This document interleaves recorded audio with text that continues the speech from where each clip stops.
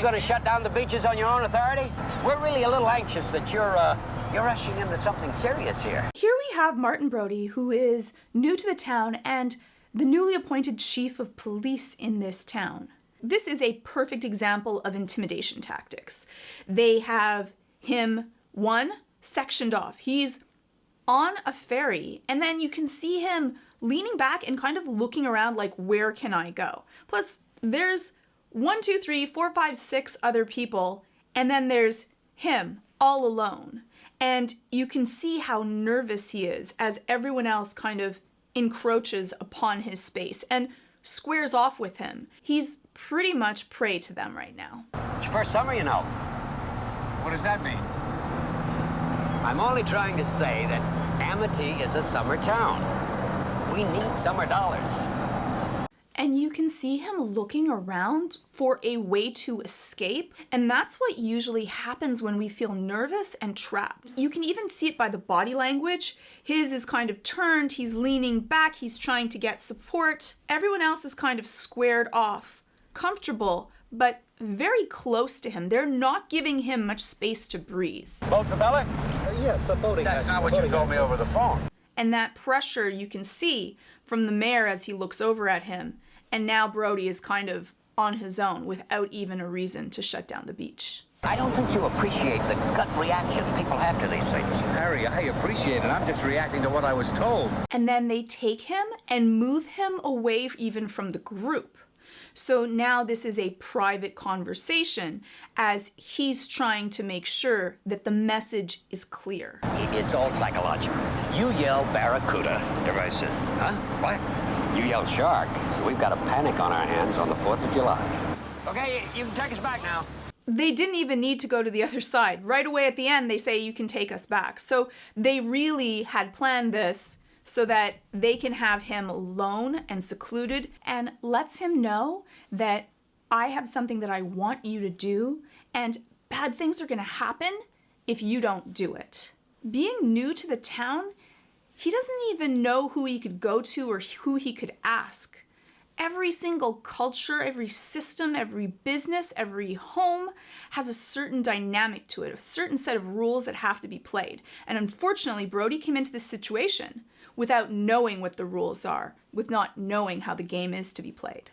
And the mayor pretty much says that he doesn't care what you say killed this woman, but he doesn't want it to affect his bottom line. The difference between a barracuda, which just doesn't have the same level of fear as what a shark could be. You better not say that this was a shark attack.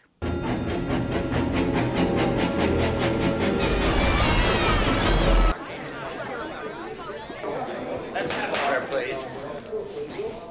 Martin, would you please? Chief Brody. I just want to tell you what we're planning so far. So you see how he has moved him off? He doesn't even have a seat at the table out of all of the city officials.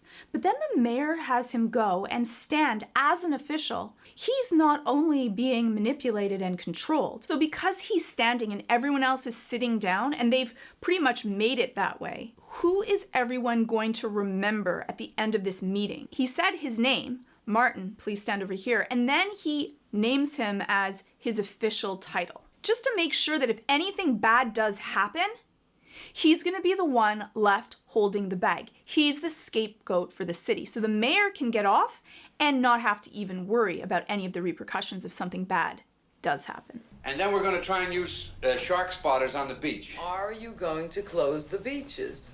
Yes, we are. So you hear him, he's speaking with great authority. 24 hours. I didn't agree to that. Only 24 hours. And immediately undermined. And though he didn't agree to it, he doesn't even know how to handle that. And so he's left with a decision that he didn't make that he's having to hold. And I think that it also goes to say that you can already see that Martin Brody is a caretaker. He cares about pleasing people. He wants to do the right thing, but he also doesn't like standing on people's toes or confrontation and being really aggressive about it. And so between him and the mayor, who completely does not mind manipulating or intimidating or even undermining other people, he is left without the skills to be able to really take a stand. If he had been able to take a stand and close down the beaches, we would have had another shark in the ocean. And what's truly terrifying is that Jaws isn't even the worst predator in the ocean.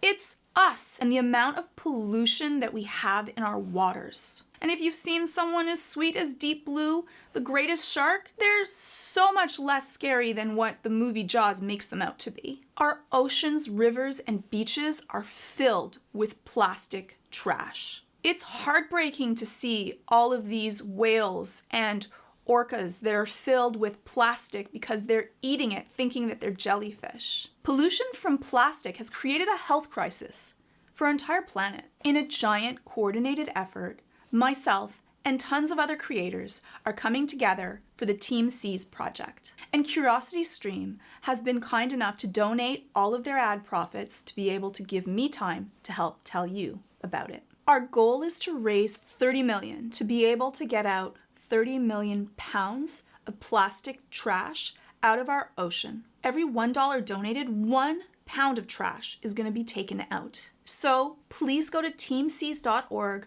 so you can contribute. And let's see just how much progress we can make when we all work together. That's teamseas.org, and thank you so much for your support. And thank you so much to CuriosityStream and Team Seas for helping all of us be able to make a difference. If you like this video, please hit subscribe.